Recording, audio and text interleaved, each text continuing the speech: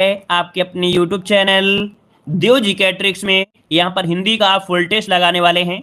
देख सकते हैं इस समय जो क्लासें दी जा रही हैं काफ़ी अच्छी क्लासें हैं। 50 क्वेश्चन का प्रैक्टिस सेट करने के बाद भी आपके लास्ट में हम 20 क्वेश्चन आपके और भी ऐड कर दे रहे हैं, जो कि आपके हिंदी साहित्य की भी हैं। चलिए गुड इवनिंग सभी को, गुड इवनिंग सभी को, गुड इवनिंग। चलो स्टार्ट किया जाए।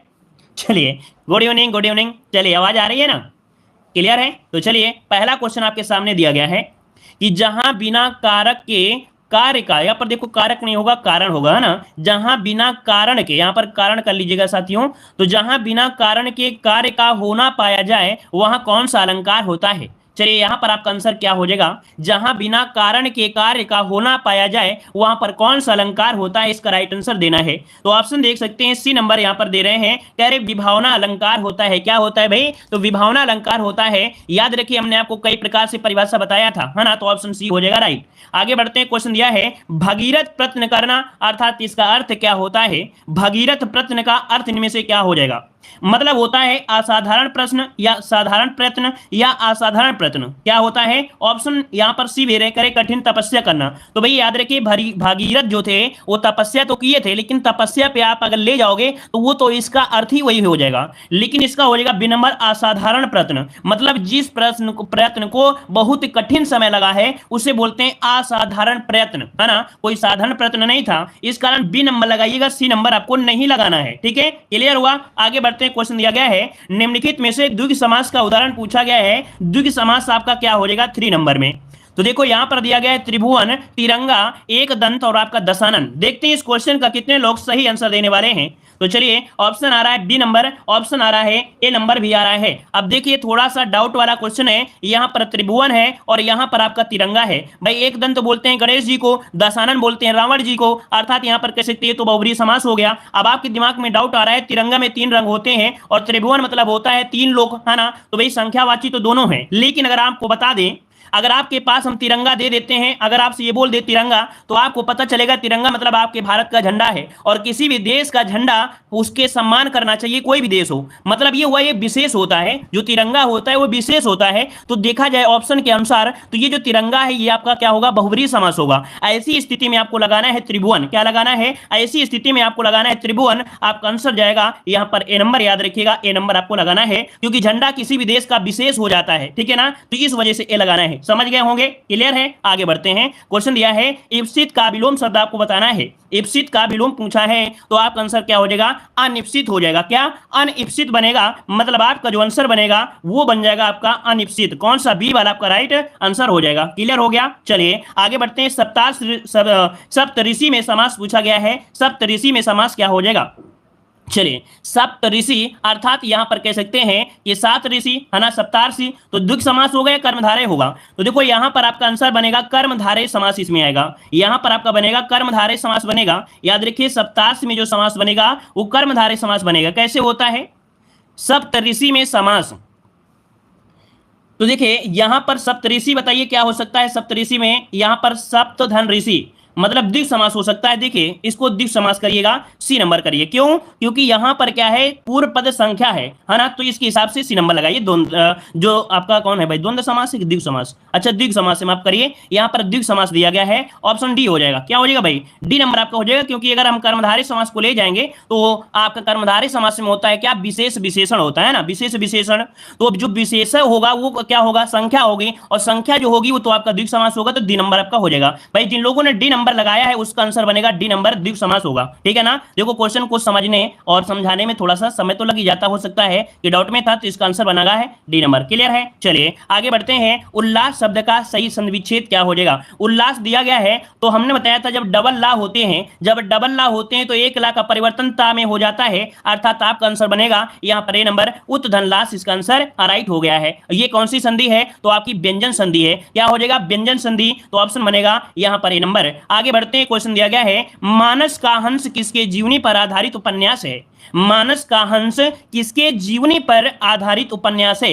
यहां पर आपका आंसर, तो देखिए ये जीवनी कार है आपके तुलसीदास हैं। याद रखिए इसका आंसर जो इसका आ रहा है ए नंबर। इसके जो जीवनीकार हैं वो आपके कौन है? आपके तुलसीदास हैं। इनकी कुछ और रचनाएं हैं जैसे आपके रामचरितमानस, विनय पत्रिका, दोहावली, गीतावली, कवितावली, ये है तो ऑप्शन बनेगा ए नंबर। आगे बढ़ते हैं, क्वेश्चन दिया है अज्ञ का विलोम शब्द क्या होता है? अज्ञ का विलोम पूछा गया है तो आपको तुरंत जवाब देना है कि अज्ञ का विलोम होता है विज्ञ होता है। क्या होता है? विज्ञ होता है। तो ऑप्शन क्या आ जाएगा? यहां पर ए नंबर राइट हो जाएगा। आगे बढ़ते हैं, क्वेश्चन दिया है घड़ों पानी पड़ना, घड़ों पानी पड़ना मोहरे का अर्थ इनमें से क्या बनेगा? चलिए काफी लोग जवाब दे रहे हैं यहां पर सी नंबर और ए नंबर। देखिए घड़ों पानी, भाई ए नंबर तो होगा नहीं है ना, ए नंबर तो हो ही नहीं सकता है। घड़ों पानी पड़ना मतलब होता है लज्जित होना। क्या होना? लज्जित होना। तो ऑप्शन क्या होगा? सी नंबर हो जाएगा। आगे बढ़ते हैं, क्वेश्चन दिया है कूप मंडूक होने का अर्थ क्या हो जाएगा? कूप मंडूक, कूप मतलब होता है क्या? कुआं होता है। मंडूक मतलब होता है मेढक, कुएं का मेढक। अर्थात जो कुएं का मेढक होता है उसे सीमित ज्ञान ही होता है, उसको जो अनुभव होता है वो सीमित अनुभव होता है। तो आपका आंसर क्या होगा? डी नंबर इसका आंसर राइट हो जाएगा। आगे बढ़ते हैं, क्वेश्चन दिया है भरत मुनि के अनुसार रसों की जो संख्या है वो आपकी कितनी संख्या है? भरत मुनि के अनुसार रसों की जो संख्या है कितनी है? तो हमने आपको बताया था अगर भरत मुनि के अनुसार पूछे तो रसों की संख्या 8 मानी जाती है, अर्थात ऑप्शन हो जाएगा ए नंबर। अब इसमें से कौन सा रस है जो नहीं माना जाता है? तो आपके शांत रस को भरत मुनि ने नहीं माना है। उन्होंने कहा है कि अगर नाटक में अगर शांत रस हो जाए तो नाटक ही किसी काम का। इस कारण से यहां पर आंसर आपका ये हो जाएगा 8 हो जाएगा। ठीक है, आगे बढ़ते हैं, क्वेश्चन दिया है निम्न में से कौन सी सकर्मक क्रिया है? सकर्मक क्रिया की पहचान करने के लिए हमने सबसे अच्छा पॉइंट आपको बताया था। यहां पर एक क्वेश्चन दिया क्या है ना, क्या लिखता है? तो लिखना एक क्रिया हो गई और कुछ ना कुछ लिख रहा होगा, अर्थात यहां पर सकर्मक है तो कर्म आपका हो जाएगा यहां पर लिखना। तो आपका आंसर हो जाएगा ए नंबर। मतलब जैसे राम पत्र लिखता है, राम पत्र लिखता है, लिखना क्रिया हो गई, पत्र क्या हो गया? कर्म। मान लो कुछ समय के लिए अगर ये पत्र को हम गायब कर दें तब भी कुछ ना कुछ लिख रहा होगा ना, मतलब वहां पर लिखना एक प्रकार से गैपिंग भी है तो भी क्या होगा? ये लिखना एक प्रकार से सकर्मक क्रिया हो जाएगी। ठीक है, चलिए आगे बढ़ते हैं, क्वेश्चन आपसे नहा का क्या होगा? अच्छा, कुछ कह रहे हैं नहा का क्या होगा? क्या नहाता है? चलिए जिन लोगों ने पूछा है नहा का क्या हो जाएगा, है ना, नहाना भी क्रिया है। देखिए कुछ लोग समझ नहीं पा रहे हैं हमारी बात को तो हम आपको समझा दें। जैसे हमने बताया राम पुस्तक मान लो नहीं लिखते हैं, राम न लिखता है ना, राम क्या करता है? लिखता है, राम लिखता है। अब क्वेश्चन करिए, अब क्वेश्चन करिए राम से, हमसे नहीं, राम से क्वेश्चन करिए राम क्या करता है? तो आप कहोगे लिखता है, तो ये कहोगे कुछ ना कुछ लिख रहा होगा ना, कोई ना कोई आपका ऐसा भी सकर्मक होगा अर्थात ऑब्जेक्ट होगा, जैसे पत्र लिख रहा है कुछ ना कुछ लिख रहा होगा, वो क्या होगा? कर्म होगा। अगर हम क्वेश्चन करें नहा में, क्वेश्चन करिए क्या नहाता है, तो आप लोग क्या जवाब दोगे? क्या नहाता है? आप बताइए क्या नहाता है, आप ही बताइए। तो कहेंगे कुछ आंसर ही नहीं मिल पा रहे हैं। क्या रोता है? कुछ आंसर मिल रहा है क्या? नहीं हो रहा है, मतलब कर्म नहीं मिलेगा। जब कर्म नहीं मिलता तो कर्मक, और जब यहां पर कर्म मिल जाता है उसे सकर्मक कहते हैं। क्लियर हो गया होगा ये डाउट? आगे बढ़ते हैं, अभी भी डाउट क्लियर नहीं हुआ है तो हमारे टेलीग्राम से जुड़ सकते हैं, देव जीके ट्रिक, देव जीके ट्रिक में क्वेश्चन कर सकते हैं, आपका डाउट और भी क्लियर होगा।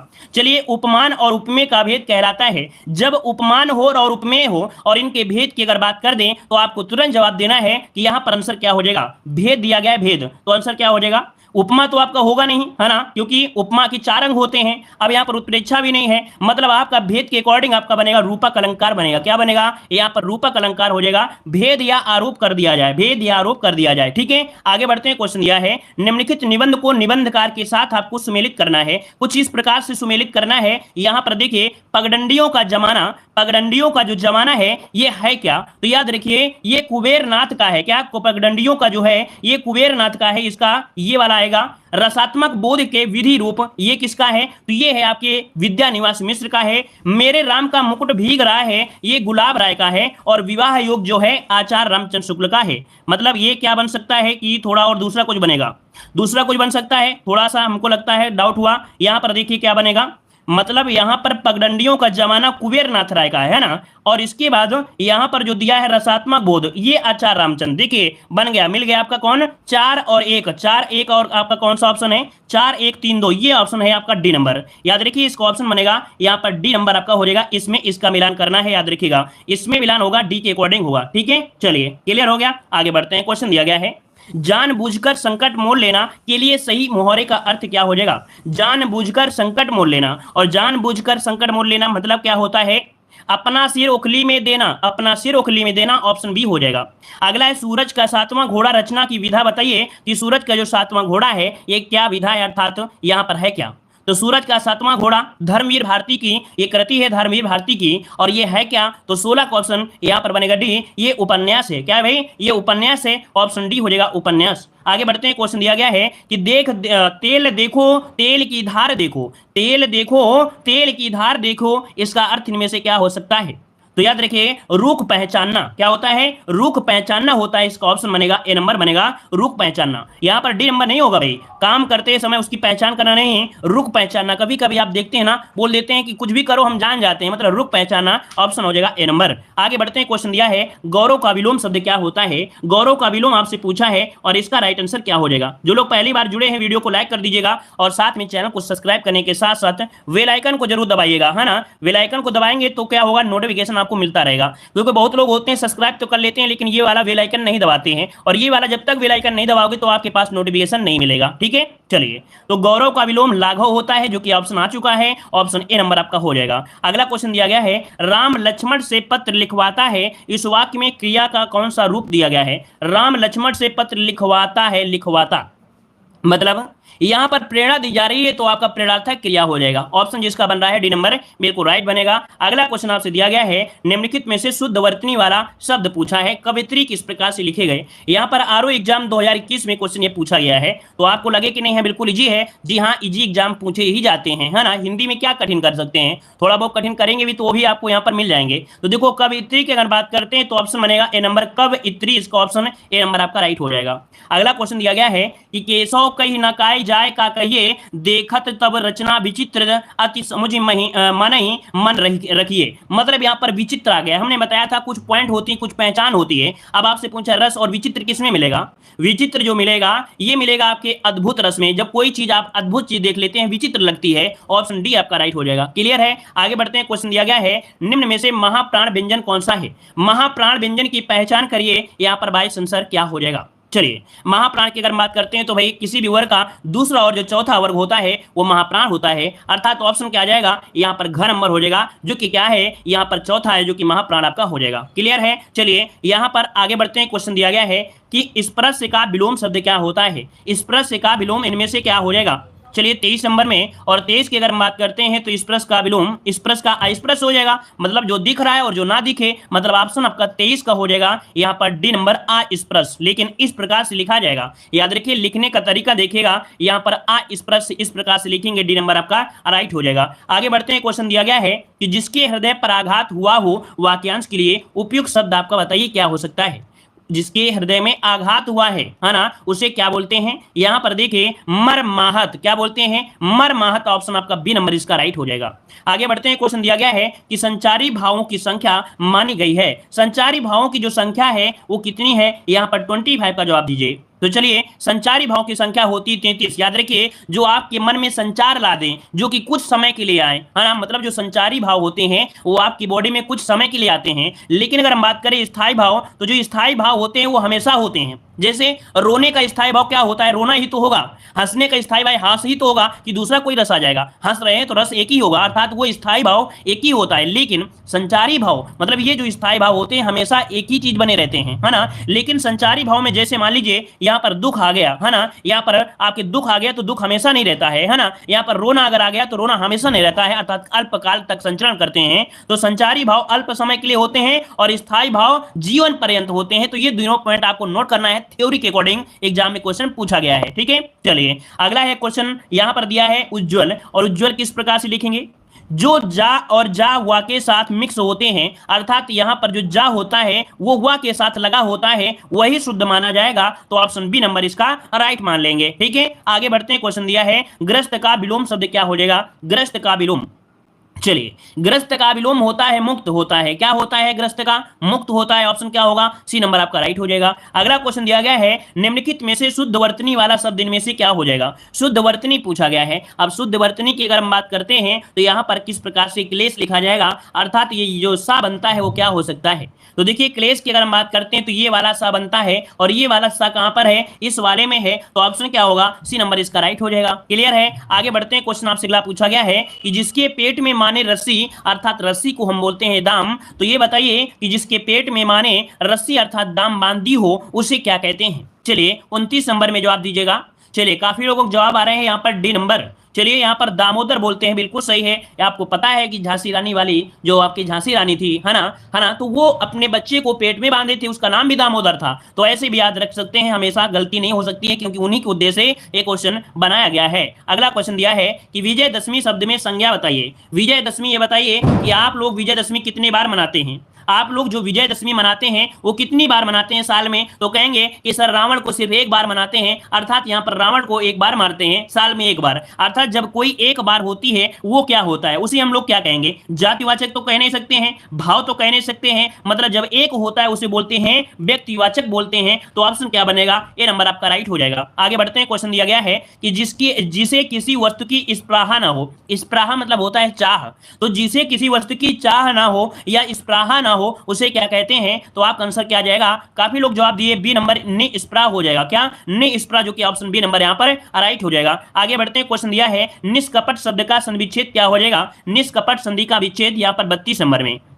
तो देखिए यहां पर विसर्ग संधि होगी, यहां पर जब तोड़ेंगे जो आपका आधा सा है, ये रूल होता है आपकी विसर्ग संधि में कि जो आधा सा होता है वो आपकी विसर्ग में कन्वर्ट ही होता है। तो आपका आंसर बनेगा ए नंबर, निधन कपट। आपका आंसर ए नंबर राइट हो जाएगा। आगे बढ़ते हैं। क्वेश्चन दिया गया है नमक का दरोगा कहानी के लेखक का नाम बताइएगा। नमक का दरोगा कहानी के लेखक इनमें से कौन हो जाएंगे? चलिए नमक का दरोगा यहां पर अगर हम बात करते हैं तो आपका आंसर 33 में क्या बनेगा? चलिए नमक का दरोगा यहां पर आंसर आपका हो जाएगा प्रेमचंद होते हैं भाई, याद रखिएगा। नमक के दरोगा के कहानीकार पूछा गया, कहानी के लेखक के नाम पूछा है, तो आंसर क्या होगा? प्रेमचंद। नमक का दरोगा कहानी के लेखक हैं प्रेमचंद, जो कि आपने पढ़ा भी होगा। आगे बढ़ते हैं। क्वेश्चन दिया है निम्नलिखित में से शुद्ध वर्तनी वाला शब्द आपसे पूछा गया है। अब आप बताइए कि श्रृंगार किस प्रकार से आप लोग लिखोगे? श्रृंगार किस प्रकार से लिखोगे? तो जब भी श्रृंगार की बात होती है तो आप लोगों को ऐसे बनाना है, और इसके बाद याद रखिए ये जो डंडा आप लोग लगा देते हैं ना, इसको नहीं लगाना है, याद रखिएगा, इसे नहीं लगाना है यहां पर, याद रखिएगा, ठीक है ना। तो आपका पॉइंट ये हुआ कि इसरा इसमें बनेगा और ऐसे बन जाएगा श्रृंगार, तो ऑप्शन सी नंबर यहां पर राइट होगा। डबल जो कॉर्नर निकाल देते हो वो कॉर्नर नहीं निकाला जाता है, ठीक है ना, तब ये शुद्ध माना जाएगा, सी नंबर आपका राइट हो जाएगा। आगे बढ़ते हैं। क्वेश्चन दिया गया है नारियल का तत्सम रूप क्या होता है? नारियल का तत्सम क्या हो जाएगा? चलिए यहां पर देखिए काफी लोग जवाब दे रहे हैं बहुत ही स्पीड के साथ। नारिकेल होता है, याद रखिए नारिकेल। कौन? यहां पर आपका ए नंबर। बहुत स्टूडेंट ऐसे भी होते हैं वो क्या कर देते हैं कि बहुत जल्दी यहां पर केला कर देते हैं। भाई केला नहीं होता, केल होता है, मतलब बड़ा की मात्रा नहीं लगाना है, लगाना है आपको ए नंबर, नारिकेल लगाना है। क्लियर हुआ? आगे बढ़ते हैं। क्वेश्चन दिया गया है कि पढ़ रहा था इसमें कौन सी क्रिया है? कह रहा है पढ़ रहा था में कौन सी क्रिया है यहां पर 36 नंबर में। तो देखिए कह रहा आपसे पढ़ रहा था सामान्य क्रिया, पूर्वकालिक क्रिया, असामान्य क्रिया या यहां पर संयुक्त क्रिया, क्या हो सकती है इसका आंसर? चलिए देखिए 37 की अगर हम बात करते हैं, 36 की अगर हम बात करते हैं तो काफी लोग जवाब दे रहे हैं सी नंबर, है ना, लेकिन अभी तक किसी ने ये नहीं कहा कि ए नंबर आपका हो सकता है ना। तो देखिए था नहीं है, अच्छा पढ़ रहा था ये दिया है ना, पढ़ रहा था ये दिया गया है, तो ये पूर्वकालिक क्रिया उसे कहते हैं। देखिए काफी लोग जवाब गलत दे रहे हैं, पूर्वकालिक उसे कहते हैं जब एक क्रिया पूरी होती है और इसके बाद दूसरी क्रिया आरंभ हो जाती है ना, तो इसका हो जाएगा ये संयुक्त क्रिया है। अब संयुक्त क्रिया कैसे होगी? यहाँ पर रहा और आपका था, तो याद रखिए पढ़ रहा था ये आपका बनेगा यहाँ पर ए नंबर संयुक्त क्रिया, इसका आंसर आपका राइट हो जाएगा। 36 का आंसर बनेगा पढ़ रहा था, इसमें संयुक्त क्रिया है, मतलब जब कोई क्रिया दो क्रियाओं के संयोग से बनती है अर्थात निर्मित होती है उसे संयुक्त कहते हैं, ठीक है। जैसा वह खाने लगा, वह पेड़ से कूद पड़ा, है ना, तो यहाँ पर दो चीजें आपकी होती है, तब ऐसे ऑप्शन में आपको ए लगाना है। क्लियर हुआ? आगे बढ़ते हैं। क्वेश्चन दिया है आंशिक शब्द में प्रत्यय बताना है। देखिए सरल क्वेश्चन की ओर आपका मन ज्यादा जा रहा है, मतलब अगला क्वेश्चन सरल है तो उसका कमेंट कर रहे हो, लेकिन जो पहला क्वेश्चन को हम समझाने का प्रयास कर रहे हैं उस पर आप लोग समझने का प्रयास नहीं कर रहे थे और गलतियां करके आगे निकल भी गए थे। तो जब कोई चीज समझाएं तो उसको समझा करें, क्योंकि हर एक क्वेश्चन को हम नहीं समझाते हैं, जो हम जानते हैं कि आपको आता है उसको समझाने कोई औचित्य नहीं होता है, उसका सिर्फ रिवीजन होता है, ठीक है ना। चलिए बताइए यहाँ पर क्वेश्चन दिया है आंशिक, तो आंशिक एक एक 3 बार बोलोगे, जब 3 बार बोलोगे तो आंसर क्या निकलेगा? इक निकलेगा ना, जो कि ऑप्शन कहां है? सी नंबर हो जाएगा। आगे बढ़ते हैं। क्वेश्चन दिया गया है एकल शब्द का तद्भव शब्द क्या होता है? एकल का तद्भव, तो भाई तद्भव की अगर हम बात करें तो आपका 38 नंबर में 38 का ऑप्शन आ रहा है डी नंबर, है ना, बिल्कुल सही बात है। कुछ लोगों ने जवाब दिया भी है, तो अकेला दिया गया है, कुछ लोग जवाब सी नंबर दे रहे हैं, तो एकल का शब्द होता है अकेला, मतलब ऑप्शन जाएगा यहां पर सी नंबर। आगे बढ़ते हैं। क्वेश्चन दिया गया है कि संज्ञा के स्थान पर प्रयुक्त होने वाले शब्द को क्या कहते हैं? जो संज्ञा के स्थान पर प्रयुक्त होते हैं उन्हें क्या कहते हैं? यहां पर 39 नंबर में, तो ऑप्शन बनेगा यहां पर आपका सर्वनाम होता है, उसे बोलते हैं सर्वनाम। जो संज्ञा के स्थान पर प्रयुक्त होते हैं उन्हें हम लोग सर्वनाम कहते हैं, ऑप्शन बनेगा यहां पर आपका ए नंबर हो जाएगा, ठीक है। ठीक है, आगे बढ़ते हैं। क्वेश्चन दिया गया है निम्न में से कौन वर्डिक छंद है? वर्डिक छंद किसे कहते हैं? वर्डिक छंद किसे कहते हैं? जिनमें वर्णों की गिनती होती है, मात्राओं की गिनती नहीं होती है। तो 40 का ऑप्शन क्या बनेगा? यहाँ पर सी नंबर। कुछ लोग दोहा दे रहे हैं, मतलब झोंके चले जा रहे हैं, अपने मन से झोंके जा रहे हैं। वर्णिक मतलब होता है वर्णों की गिनती, लेकिन मात्राओं का मतलब होता है मात्रा। तो भाई दोहा में होते हैं मात्राएं गिनी जाती है ना, कि 11 पहले और तीसरे में 13 मात्राएं, चौपाई में 16 होती हैं, रोला इससे मिलकर बनता है। तो क्या बनेगा? मतलब आपका बनेगा सी नंबर सवैया, अर्थात जो वर्णों की गिनती होती है सवैया में होती है। तो आंसर क्या हो जाएगा? सी नंबर हो जाएगा। ठीक है, थोड़ा सोचा करें, इतनी दिनों से जुड़े हो और गलतियां कर रहे हो तो थोड़ा दिक्कत हमको भी होती है ना, कि इतने स्टूडेंट हो, आप पुराने स्टूडेंट हो और गलतियां कर रहे हो। ठीक है, अगला क्वेश्चन है कि चंद्रकांता उपन्यास के लेखक पूछा है, तो आंसर क्या हो जाएगा? चंद्रकांता उपन्यास के लेखक हो जाएगा देवकी नंदन खत्री। क्या? देवकी नंदन खत्री। तो आपका आंसर क्या बनेगा? यहां पर आंसर बनेगा सी नंबर, राइट हो जाएगा। ठीक है, आगे बढ़ते हैं। क्वेश्चन दिया गया है हल्दी का पूछा है तत्सम, तो देखो आपका हल्दी का तत्सम क्या बनेगा? हल्दी का तत्सम क्या बनेगा?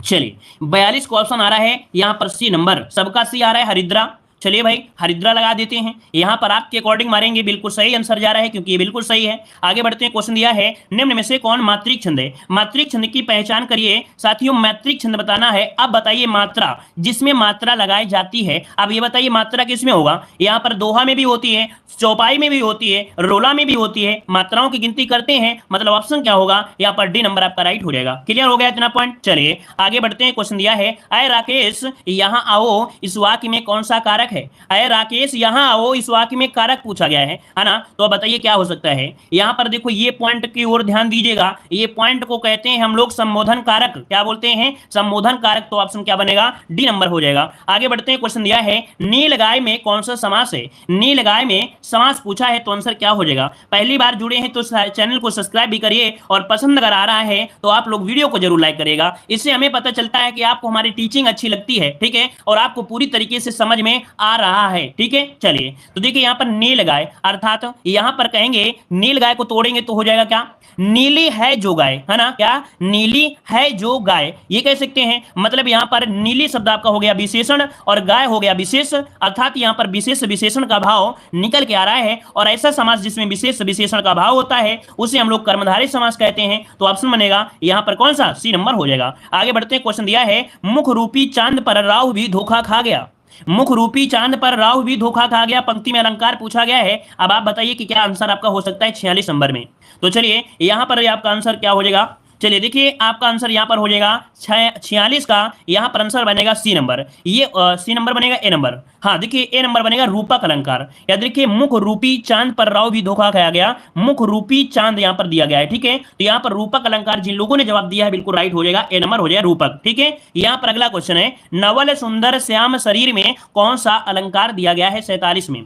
तो इसमें क्या हो सकता है? तो नवल सुंदर श्याम शरीर, अगर आपने रट्टा मारा है तो आपको याद हो जाएगा, क्योंकि अलंकार बहुत होते हैं। यहाँ पर है उल्लेख अलंकार। क्या है यहाँ पर? उल्लेख अलंकार है, उल्लेख अलंकार। तो नोट कर लीजिएगा उल्लेख अलंकार। जिन लोगों ने अलंकार का वीडियो नहीं देखा है तो आप लोग थ्योरी वाली क्लास देख लीजिएगा, पूरे अलंकार आपके क्लियर हो जाएंगे। ठीक है, क्लियर हो गया है? याद रखिएगा यहां पर अगर आपसे पूछे कि नवल सुंदर श्याम शरीर में, तो आपका उल्लेख होता है। अगला क्वेश्चन दिया गया है दोहा छंद का विपरीत होता है। दोहा छंद का विपरीत पूछा गया है, तो दोहे का उल्टा क्या है? दोहे का उल्टा होता है यहां पर आपका सोरठा। कहां पर है? आंसर आपका ए नंबर आपका हो जाएगा। आगे बढ़ते हैं। क्वेश्चन दिया गया है यहां पर देखो क्वेश्चन अगला पॉइंट आ गया है कि निम्नलिखित में से कौन सा शब्द आपका विशेष है? विशेष जिसकी विशेषता यहां पर बताई जा रही हो। अब आप बताइए यहां पर कौन सा शब्द है जो विशेष के रूप में आपका पहचाना जा सकता है 49 नंबर में। तो चलिए आसीन, अग्नि, मधुर और आपका कर्मठ, तो यहां पर कौन बनेगा? यहां पर बनेगा ऑप्शन बी अग्नि। अग्नि जो आपका है ये विशेष से है, मतलब ये बिल्कुल ऐसी ही बोली ही जाती है। लेकिन अगर इसे हम बोले विशेषण क्या होगा? विशेषण होता है आग्नेय। क्या होता है? आग्नेय होता है, आग्नेय बन जाता है इसका जो विशेषण करते हैं, अर्थात उसका परिवर्तन करते हैं। तो ऑप्शन क्या हो जाएगा? बी नंबर इसका हो जाएगा। आगे बढ़ते हैं। क्वेश्चन आपसे अगला पूछा गया है, देखिए ये क्वेश्चन कठिन स्तर में माना जाता है। क्यों? क्योंकि आप लोग विशेषण पढ़ते हो नहीं हो, कभी रिवीजन ही नहीं करते हो, तो गलतियां स्वाभाविक है, होंगी, है ना भाई। रिवीजन नहीं करोगे तो गलतियां सबसे होती हैं। यहां पर दिया त्यागपत्र उपन्यास के लेखक पूछा गया है, और त्यागपत्र उपन्यास के लेखक की अगर हम बात कर दें तो आपका जवाब हो जाएगा जैनेन्द्र है। कौन है भाई? ए नंबर आपका बनेगा जैनेन्द्र, ऑप्शन बन जाएगा ए नंबर। आगे बढ़ते हैं। क्वेश्चन आपसे दिया गया है कि किस ग्रंथ में चंद्रबरदाई को छप्पइयों का राजा कहा गया है? ये क्वेश्चन हमने आपको पूछा था कि किस ग्रंथ में चंद्रबरदाई को छप्पइयों का राजा कहा गया है। यहां पर जवाब दीजिए 31 नंबर में। और 31 की अगर हम बात कर दें तो आपका आंसर क्या हो जाएगा? 331 का ऑप्शन क्या बन जाएगा? यहां पर बी नंबर ये शिव सिंह सरोज हैं, इसका ऑप्शन बनेगा यहां पर क्या बनेगा, बी नंबर शिव सिंह सरोज, जिसने जवाब दिया था बिल्कुल राइट आंसर बनेगा। आगे बढ़ते हैं, क्वेश्चन आपसे दिया गया है निम्नलिखित में से कौन व्याकरण ग्रंथ के रूप में प्रतिष्ठित है। यहां पर बताइए निम्नलिखित में से कौन व्याकरण ग्रंथ के रूप में प्रतिष्ठित है 32 नंबर में। तो देखिए 32 की अगर हम बात करते हैं तो ये है आपका उक्ति व्यक्ति प्रकरण। क्या होता है, उक्ति व्यक्ति प्रकरण, ये व्याकरण ग्रंथ के रूप में आपका मिलता है उक्ति व्यक्ति प्रकरण, ऑप्शन आपका डी हो जाएगा। पहली बार पढ़ रहे हैं तो स्क्रीनशॉट लेते रहिए, नोट्स भी बनाते रहिएगा। महापंडित राहुल सक्रात्यायन ने इनमें से किस कवि को हिंदी का पहला कवि माना है। तो ये बताइए कि आपके राहुल सक्रात्यायन के अनुसार हिंदी का कवि किसे कहा जाता है, पहला कवि किसे कहते हैं। यहां पर आंसर, चलिए जवाब आ रहा है यहां पर 33 का आंसर बनेगा ए, ये सरहपाद को कहा जाता है। किसे, तो सरहपाद को या सरहपाद दोनों में कह सकते हैं, वही चीज है, तो आंसर बनेगा ए नंबर हो जाएगा। ठीक है, आगे बढ़ते हैं, क्वेश्चन आपसे अगला पूछा गया है प्रेम सागर के लेखक कौन है। प्रेम सागर के लेखक आपके कौन है, तो प्रेम कौन करता है, प्रेम कौन करता है, जो लल्लू होता है, हमने बहुत बार आपको बताया ताकि याद भी रहे, और ये क्वेश्चन पूछा भी जाता है। तो प्रेम वही करता है जो लल्लू होता है, इसलिए प्रेम करना छोड़ दीजिए, है ना। और भाई आप लोग भारत माता से, अपने माता पिता से प्रेम करना मत छोड़ दीजिएगा, है ना, क्योंकि वही आपके तारनहार है। ठीक है ना, याद रखिए वो प्यार जो होता है वो वाला छोड़ दीजिएगा। तो प्रेम हो जाएगा लल्लू लाल, ऑप्शन हो जाएगा सी नंबर। क्लियर है, आगे बढ़ते हैं, क्वेश्चन आपसे अगला दिया है कि बेसिल बयाना सब जन मिठा किसका कथन है। देखिए कथन है जिसको पढ़ना पड़ेगा, कह रहा है बेसिल बयाना सब जन मिठा, ये कथन है आपकी किसका, ये कथन है, नोट करिए, विद्यापति का है, जिनको हम लोग कोकिल के नाम से जानते हैं। क्वेश्चन पूछेगा कि कोकिल के नाम से किसे जानते हैं, तो विद्यापति को जाना जाता है, तो आंसर हो जाएगा ए नंबर हो जाएगा।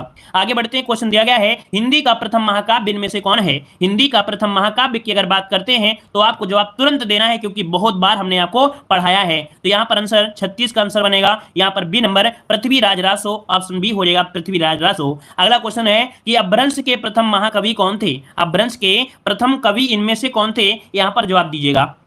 चलिए अपभ्रंश की अगर प्रथम कवि की बात करें तो आपका आंसर आ रहा है यहां पर ए नंबर, आपके स्वयंभू को कहा जाता है, अर्थात स्वयंभू है, ऑप्शन बनेगा ए नंबर। आगे बढ़ते हैं, क्वेश्चन दिया गया है आदिकाल में किस कवि ने अवाहट भाषा में रचना की थी। ये बताइएगा कि आदिकाल में किस कवि ने अवाहट भाषा में रचना की थी, तो 38 का ऑप्शन इनमें से क्या हो जाएगा। 38 का ऑप्शन अगर हम बात करते हैं तो आपके अब्दुल रहमान है, कौन, अब्दुल रहमान, इसका ऑप्शन बनेगा डी नंबर, बनेगा डी नंबर। आगे बढ़ते हैं, क्वेश्चन दिया गया है कि खड़ी बोली में सबसे पहले काव्य सृजन करने वाले कवि कौन हैं, जिन्होंने सबसे पहले खड़ी बोली में काव्य का सृजन किया था, इनमें से कौन है, यहां पर जवाब दीजिएगा। तो ये है आपके ए नंबर अमीर खुसरो हैं, जिन्होंने खड़ी बोली में सबसे पहले काव्य सृजन किया था। अगला है मैथिली का प्राचीनतम उपलब्ध ग्रंथ कौन सा है। मैथिली का प्राचीनतम उपलब्ध ग्रंथ इनमें से क्या हो जाएगा, यहां पर हो जाएगा ये है आपका वर्ण रत्नाकर।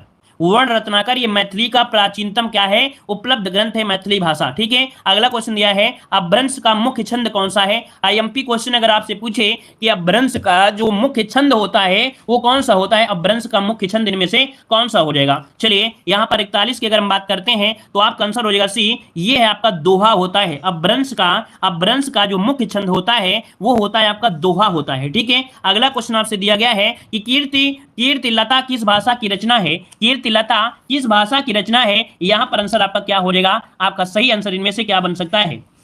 चलिए तो देखिए कीर्तिलता किस भाषा की है, यहां पर 42 का ऑप्शन बनेगा सी, अपभ्रंश है। याद रखिए कीर्तिलता की जो भाषा है वो कैसी है, आपकी अपभ्रंश है, ऑप्शन सी हो जाएगा सी नंबर। ठीक है, अगला क्वेश्चन आपसे दिया गया है कि निम्नलिखित में से कौन सी रचना व्याकरण ग्रंथ है। व्याकरण ग्रंथ है यहां पर 43 नंबर में, तो आपका 43 से क्या हो जाएगा, तो यहां पर अभी हमने बताया था, इसी वीडियो में बताया था कि व्याकरण रचना ग्रंथ है आपका उक्ति व्यक्ति प्रकरण। उक्ति व्यक्ति प्रकरण मतलब अगर आप लोग दोबारा क्वेश्चन अगर पढ़ोगे तो हम कह सकते हैं कि आप लोगों को वो आंसर आसानी से पता चल जाएगा। क्लियर हो गया। अगला क्वेश्चन आपसे यहां पर दिया गया है कि किस कवि को अभिनव जयदेव के नाम से भी जाना जाता है। किस कवि को अभिनव जयदेव के नाम से जाना जाता है, यहां पर आंसर को लॉक करिए, आपका सही जवाब इनमें से क्या हो जाएगा। तो देखिए भाई यहां पर आंसर आ रहा है 44 नंबर में, 44 का आंसर हो जाएगा सी, ये है आपके विद्यापति। विद्यापति को अभिनव जयदेव के नाम से भी जाना जाता है। क्लियर हो गया, इतना पॉइंट। ठीक है, अगला पॉइंट आपसे दिया गया है, कह रहे अमीर खुसरो किस नाम से जाने जाते थे। अमीर खुसरो किस नाम से जाने जाते थे? यहां पर आंसर दीजिए, आपका सही आंसर यहां पर क्या बनेगा? अमीर खुसरो की अगर हम बात करते हैं तो आपका आंसर यहां पर 45 का जवाब आप लोग कमेंट बॉक्स में कमेंट करेंगे। इसका जवाब आप लोग कमेंट बॉक्स में कमेंट करेंगे जब इसका कोई नया पार्ट अर्थात कह सकते हैं जो हमारी कल की क्लास होगी तो वो क्वेश्चन यहां पर मिलेगा। लेकिन उसके पहले एक प्रैक्टिस सेट आपको जरूर कराते हैं, है ना, जो कि लेखपाल वीडियो एग्जाम पर आधारित अर्थात पुलिस बल पर आधारित होता है ना। टेट एग्जाम की तैयारी कर रहे हैं तो भी क्वेश्चन आपको देखने को मिलते हैं। तो ये सीरीज आप लोग कंटिन्यू रखिए, डेली रखिए। चलिए फिर आज की क्लास ये रखते हैं, ठीक है, और इसके बाद हम लोग मिलेंगे अगले क्लास में, ठीक है। गुड नाइट सभी को, जय हिंद, सभी को वंदे मातरम, टेक केयर।